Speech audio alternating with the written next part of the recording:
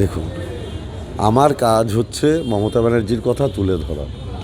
যদি দলের কেউ কোনো রকম কোনো ব্যক্তিগত অন্যায় করে থাকে, সেটা তার ব্যক্তিগত অন্যায়, তার পাশে দল দাঁড়াবে না। এই তৃণমূল কংগ্রেসে কেউ কোনো অন্যায় করলে সে যত বড় নেতাই হোক, সে দলের শেল্টার পায় না। বছর ঘুরলেই বিধানসভা নির্বাচন। এই জেলায় কতটা প্রস্তুত শাসক দল তৃণমূল কংগ্রেস? বুধবার নৈহাটিতে হয়ে গেল তৃণমূলের কর্মী সভা। অন্যদিকে 24-এর লোকসভায় বিজেপির বিদায়ী সাংসদ অর্জুন সিংকে বড় ব্যবধানে হারিয়ে জিতেছিলেন তৎকালীন রাজ্যের সেচ ও জলপথ মন্ত্রী পার্থ ভৌমিক। ব্যারাকপুরের মানুষের দাবিকে মান্যতা দিয়ে বলেছিলেন ভোটে জিতে ব্যারাকপুরের গুন্ডার রাজ তিনি খতম করবেন। সাংসদ হিসাবে সম্প্রতি পূর্ণ করলেন 1 বছর। ব্যারাকপুরের গুন্ডা রাজ দমনে কতটা সফল তিনি? কর্মী সভা থেকে বেরিয়ে সাংবাদিকদের মুখোমুখি হয়ে এই সব প্রশ্নের উত্তরে কি বললেন ব্যারাকপুর দমদম সাংগঠনিক জেলার নবনিযুক্ত সভাপতি তথা ব্যারাকপুর লোকসভার তৃণমূল সাংসদ পার্থ ভৌমিক? দেখে নেব এই কালের সেই বিশেষ প্রতিবেদন।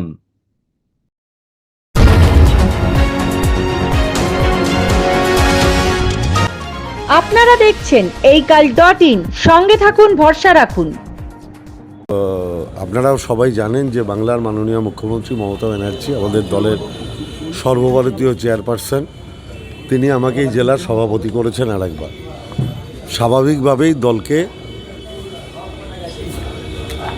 ঢেলে সাজানোর জন্য, গোছানোর জন্য 1 বছর বাদে বিধানসভা নির্বাচন, তাই সামগ্রিকভাবে প্রস্তুতিটা আরও গুরুত্ব দিয়ে আরও বিবেচনার সাথে নিতে হবে। তাই 14টা বিধানসভাতেই আমরা কর্মী সভা করব। আজকে আমডাঙ্গা থেকে শুরু হয়েছে, আজকে নৈহাটি, কালকে 3টে বিধানসভায় আছে, উত্তর দমদম, কামারহাটি, দমদম, তারপরের দিন নোয়াপাড়া, বীজপুর। এরমভাবে টানা 10 তারিখ অবধি আমাদের 14টা বিধানসভাতেই সভা আছে।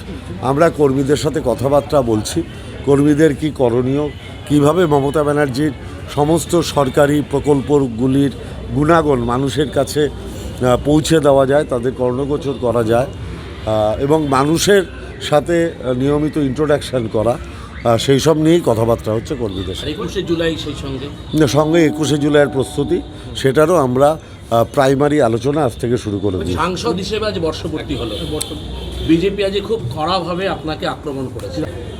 আমার কাজ হচ্ছে মমতা ব্যানার্জির কথা তুলে ধরা। ব্যক্তি পার্থ ভৌমিকের কোনো অস্তিত্ব নেই। মমতা ব্যানার্জির সৈনিক হিসেবে আমার অস্তিত্ব আছে। তাহলে আমাকে এত স্বল্প পরিসরে বলা সম্ভব নয় 1 বছরে আমি কী কী করেছি। আমি এটুকু বলতে পারি যে যে সমস্ত ক্ষেত্রের উপরে মমতা ব্যানার্জি সর্বাধিক গুরুত্ব দেন, শিক্ষা, স্বাস্থ্য, সংস্কৃতি এবং গরিব মানুষের পাশে দাঁড়ানো, সেটা আমি 100% করার চেষ্টা করেছি। আর ব্যারাকপুরের ক্ষেত্রে আমার একটা স্লোগান ছিল, যেহেতু সাধারণ মানুষ আওয়াজটা তুলেছিলেন যে ব্যারাকপুরে যে গুন্ডারাজ, সেটার পরিসমাপ্তি চাই। আপনি তো একদিনে মূল উৎপাটন করতে পারবেন না, প্রক্রিয়াটা শুরু হতে পারে। আমি প্রক্রিয়াটা শুরু করে দিয়েছি।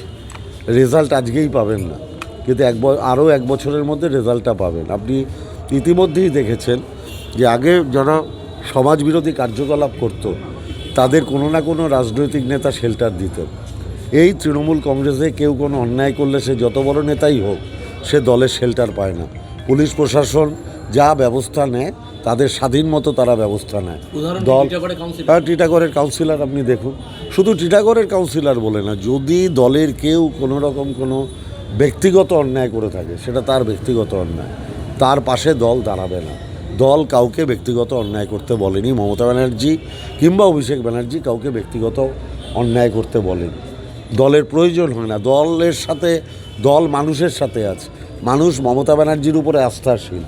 তাহলে ব্যক্তিগতভাবে আমি কোনো অন্যায় কাজ করব কেন? কোনো ভাইয়ারাজ গুন্ডারাজকে সমর্থন কোনো অবস্থাতে করব না, কোনো অবস্থাতে করব না। এবং আপনি দেখবেন পুলিশ প্রশাসন, পুলিশ কমিশনারের অ্যাক্টিভ ভূমিকা পালন করছে। অ্যাক্টিভ ভূমিকা পালন করছে। পুলিশই তো ধরেছে, অন্য কেউ তো ধরেনি। যে রাজনৈতিক দলের লোক হোক, যে মস্তানি করবে, গুন্ডামি করবে, তার জায়গা জেলে হবে।